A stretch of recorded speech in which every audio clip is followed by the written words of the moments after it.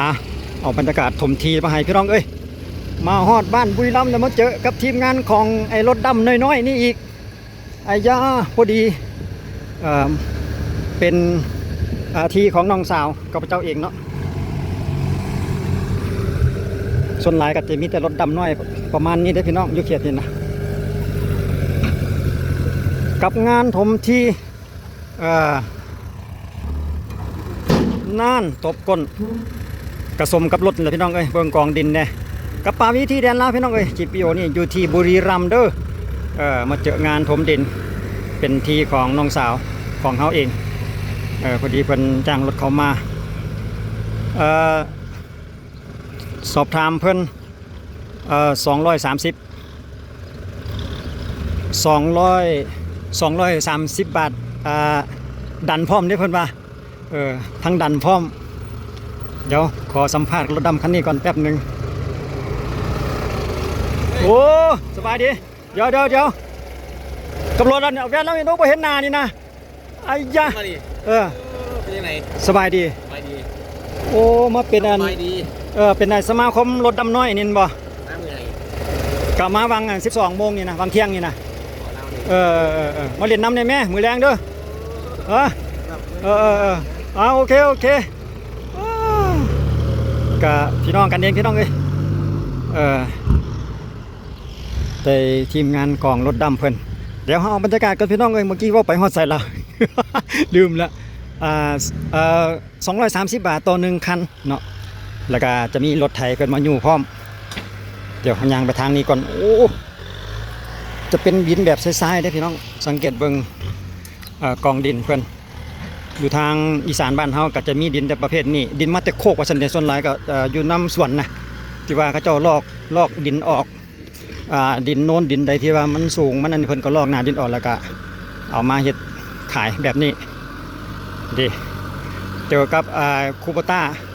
M6040พี่น้องเอ้ยสนามจุดตีเพิ่นแปลงสลับทางเข้าบ้านนั่นเองเนาะรุ่นนี้ก็สารพัดประโยชน์คือกันสรุปแล้วก็เป็นรถภายในหมู่บ้านเขาเองก็มีแต่พี่มีแต่น้องครับพี่น้องส่วนหลายอยู่ในเขตจะเป็นหมู่บ้านกองเชียร์กับลูกซึ่งวัจนาเนี่ยกองเชียร์จะหลายอยู่ได้จุดนี้นะ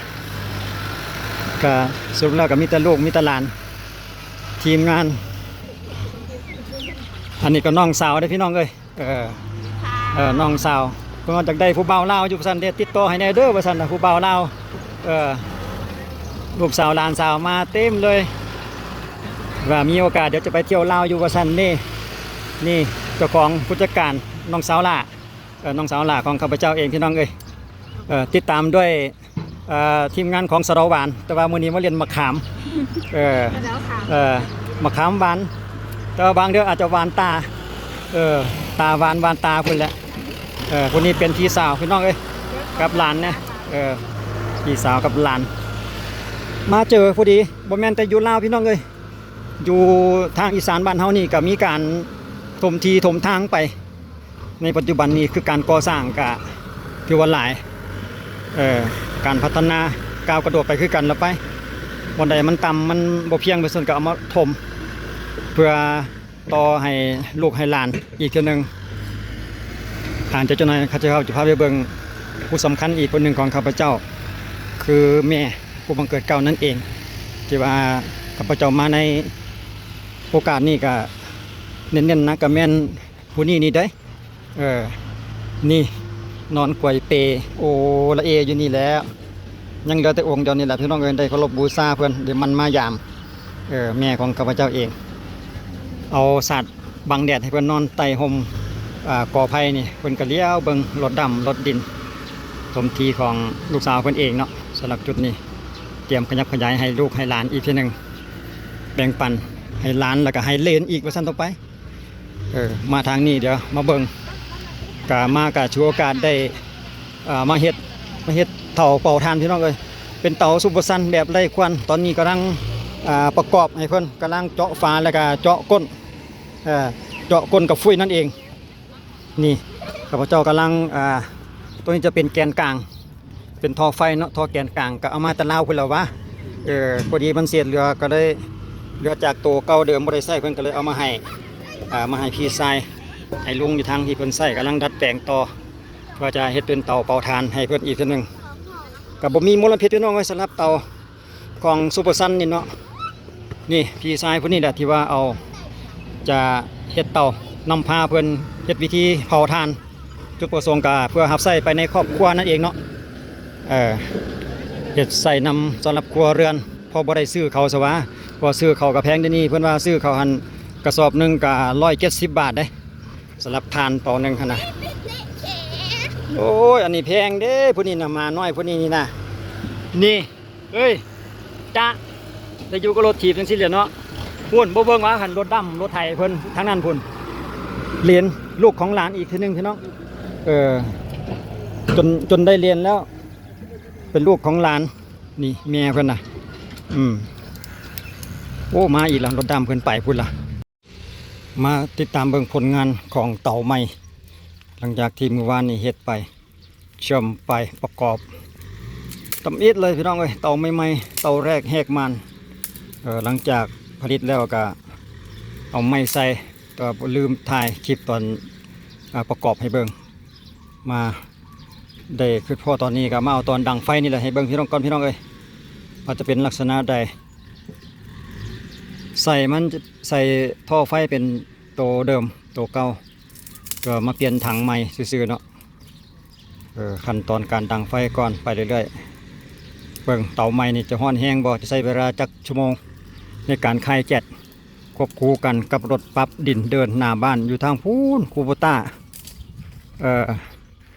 คูโบต้าปรับดินอยู่ทางนั่นพูนเอาปล่อยให้เพิ่นดังไฟก่อนจักแป๊บหนึ่งให้อ้ายดังไฟพี่ชายอยู่ทางอีสานบ้านเฮาพี่น้องอยู่ทางอำเภอคูเมืองก็เอาบรรยากาศนำทงไห้ทงนากับ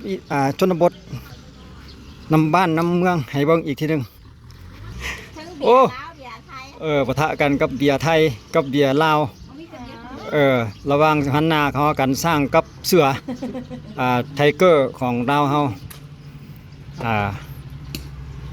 กับบรรยากาศดีๆจิบเบียร์บางๆไปท่ามกลางการเหลียวเบิ่งรถดำรถดินเดี๋ยวเรามาเบิ่งกันต่อสำหรับการเผาถ่านผ่านไปแล้วเกือบ2 ชั่วโมงแล้วติดตามเบิ่งเตาใหม่แต่ว่าใส่แกนกลางท่อไฟตัวนี้จะเป็นขนาด3 นิ้วขนาด4 นิ้วเนาะขนาด4 นิ้วติดตามเบิ่งนำกันว่าจะมีความรุนแรงส่ำใดตอนนี้อยู่ในระหว่างการดังไฟคุมไฟอยู่นั่นเองเกือบจะ2 ชั่วโมงแล้วแต่ว่าฟังเสียงมีแก๊สออกมาหน่อยนึงละรู้สึกว่าจะตั้งเตาต่ำเกินไปก็จะให้ดังไฟยากตรงนี้เชียร์ทานออกมาว่าฉันเด้บ่เป็นหยังเดี๋ยวเตาต่อไปเขาจังเพิ่มระดับเตาขึ้นอีกพี่น้องเตาต่ำหลายก็ดีมันเฮ็ดให้อุดอู้ไปตันอยู่ไอ้ปากป้องทางด้านลุ่มหั่นเนาะกำลังซ่อมมือเป็นเตาแรกของเพื่อนแนะนำวิธีการใส่เตาให้เพื่อนอีกทีหนึ่งเพิ่มแป๊บเดียวมีพี่น้องมาเพิ่มอีกรถ2 คันไอ้นี่สารวัตรรถคันนี้นี่นะน้องทรายได้ยินข่าวว่าไอ้มาแต่ลาวเลยมายามมาสันเดน้องทรายเลยทั้ง2 คันนี่พูนเขานั่งคุยกันอยู่ทางนั้นนั่นพุ่นเดี๋ยวเราคุมเตาทานก่อนแป๊บหนึ่ง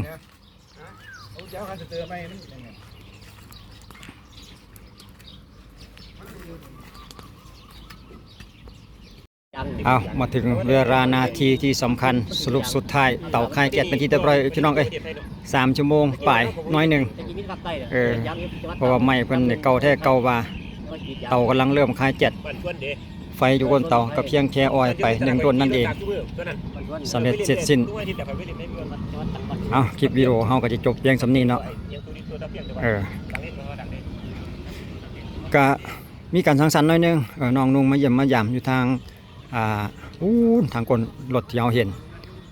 ก็เอาไว้เจอกันในคลิปต่อไปพี่น้องสำหรับคลิปนี้ก็เพียงเท่านี้เอามาฝากกันบรรยากาศอยู่ทางอีสานบ้านเฮาอยู่ที่อำเภอคูเมืองจังหวัดบุรีรัมย์นี่เองกับนั่งรวมกันเล่นกับบรรยากาศการเผาถ่านเตาใหม่สำเร็จเสร็จสิ้นไปเอาไว้เจอกันในคลิปต่อไปพี่น้องสำหรับคลิปนี้ขอบใจสบายดี